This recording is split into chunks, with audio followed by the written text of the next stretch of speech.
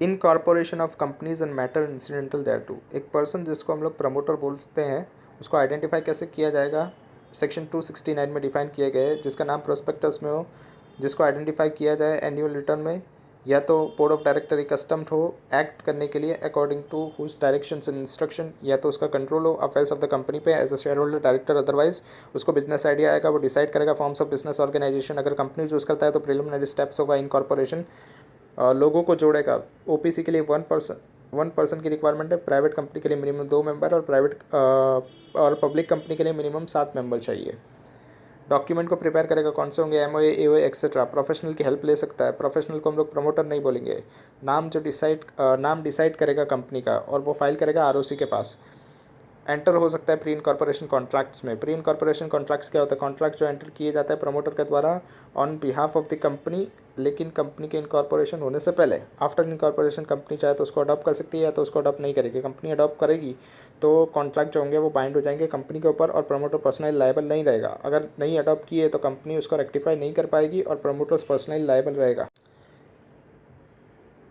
Conditions क्या होगी adoption की, तो एंटर किया होना चाहिए बिफोर इनकॉर्पोरेशन, कंपनी के लिए होना चाहिए, अंडर ऑब्जेक्ट क्लॉज होना चाहिए, कंपनी उसको एक्सेप्ट करेगी और कम्युनिकेट करेगी एक्सेप्टेंस उसके शेयर होल्डर्स को। कंसिक्वेंसेस क्या होंगे नॉट अडॉप्शन के, तो कॉन्ट्रैक्ट जो होगा वो इन can't be enforce by the company. Contract enforce नहीं किया जा सकता कंपनी के द्वारा, वो बाइंड नहीं होगा। अगर लिखा हुआ भी है रिटर्न में कि कॉन्ट्रैक्ट बाइंड है कंपनी के ऊपर तो भी वो बाइंड नहीं होगा। या तो कंपनी ने अगर कोई बेनिफिट ले लिया है तो कंपनी को नॉट अडॉप्शन जब करेगी, जब कंपनी नॉट अडॉप्ट करेगी वो कॉन्ट्रैक्ट को, तब कंपनी को वो जो भी बेनिफिट होगा उसको रिटर्न देना नहीं होगा।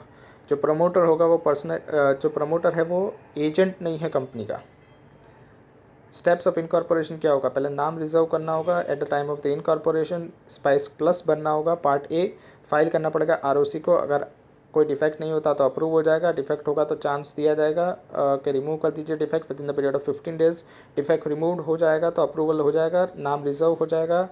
अगर न्यू कंपनी है तो with in the period of 20 days from the approval नाम रिजर्व हो जाएगा। अगर एग्जिस्टिंग कंपनी है तो 60 डेज फ्रॉम द अप्रूवल नाम रिजर्व हो जाएगा। प्रिंट करना पड़ेगा ओल्ड नेम, कब तक, 2 साल तक। अगर एग्जिस्टिंग कंपनी है तो न्यू नेम के साथ आपको ओल्ड नेम भी प्रिंट करके रखना पड़ेगा।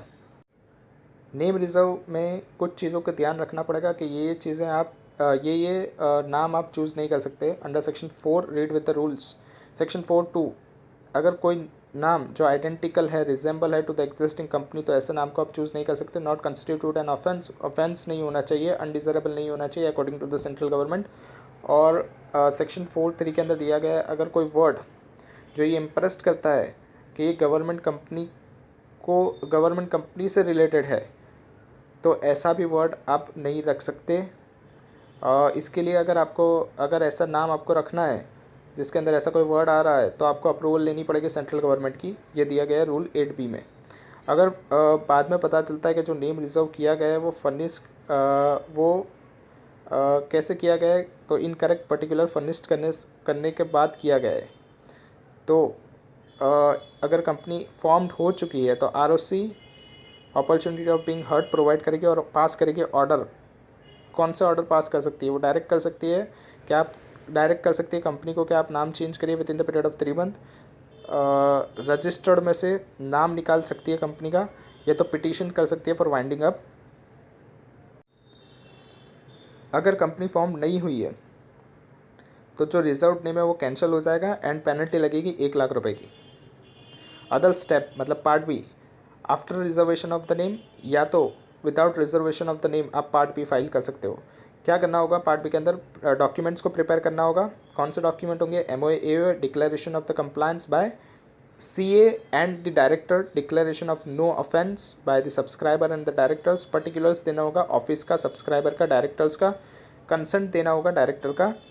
ये सारी डॉक्यूमेंट्स को आपको सबमिट करना होगा विद रिक्विजिट, प्लस एप्लीकेशन की फ़ीस एप्लीकेशन की फ़ीस आपको देनी पड़ेगी आरओसी को।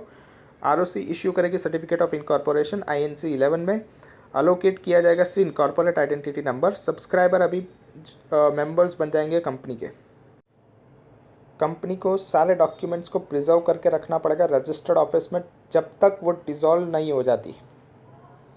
अगर लेटर ये फाउंड आउट हुआ कि कंपनी इनकॉर्पोरेट हुई है इनकरेक्ट इन्फॉर्मेशन या तो पर्टिकुलर फर्निश्ड करने से, तो अगर कंपनी फॉर्म हो चुकी है तो प्रमोटर, फर्स्ट डायरेक्टर्स और सब्सक्राइबर लायबल हो जाएंगे अंडर सेक्शन 447। एंड जो एडिशनल ऑर्डर है वो पास किया जाएगा ट्रिब्यूनल के द्वारा after giving the opportunity of being heard company को। एंड क्या दिया जाएगा, एंड ट्रिब्यूनल क्या बोल सकती है, रेगुलेट कर सकती है मैनेजमेंट को। ट्रिब्यूनल क्या कर सकती है, डायरेक्शन दे सकती है कि रेगुलेट कीजिए मैनेजमेंट को। लायबिलिटीज़ जो मेंबर के उसको अनलिमिटेड कर दीजिए, रिमूव कर दीजिए name registered of the company, registered में से कंपनी का नाम रिमूव कर दीजिए। ऑर्डर पास कर सकती है कि आप वाइंड अप कर दीजिए कंपनी को, या तो कोई भी ऐसा ऑर्डर पास कर सकती है जो उसको सही लगे। अगर कंपनी फॉर्म नहीं हुई है तो पर्सनल जो जो पर्सनस होंगे वो रेस्पॉन्सिबल होंगे, लायबल अंडर सेक्शन 447, फ्रॉड का सेक्शन है ये। Duties and remuneration of the promoters, duties क्या हो सकती है, तो प्रमोटर्स को सीक्रेट प्रॉफिट नहीं कमाना है, फुल एंड फेयर डिस्क्लोजर देना है इंटरेस्ट का। अगर कंपनी को बाद में पता चला कि प्रमोटर सीक्रेट प्रॉफिट कमा रहा है या तो वो उसने फुल एंड फेयर डिस्क्लोजर नहीं दिया है, तो कंपनी क्या कर सकती है, रिज़ाइन कर सकती है, कॉन्ट्रैक्ट जो कंपनी ने प्रमोटर्स के साथ किया गया है रिकवर कर सकती है सीक्रेट प्रॉफिट, या तो स्यू कर सकती है for the breach of the trust. Remuneration, promoter के पास कोई राइट नहीं होता कि वो रिसीव करे रेम्यूनरेशन या तो रिकवर करे एक्सपेंसेस फ्रॉम द कंपनी। कब तक, जब तक कॉन्ट्रैक्ट नहीं किया गया है प्रमोटर के द्वारा कंपनी से आफ्टर इनकॉर्पोरेशन।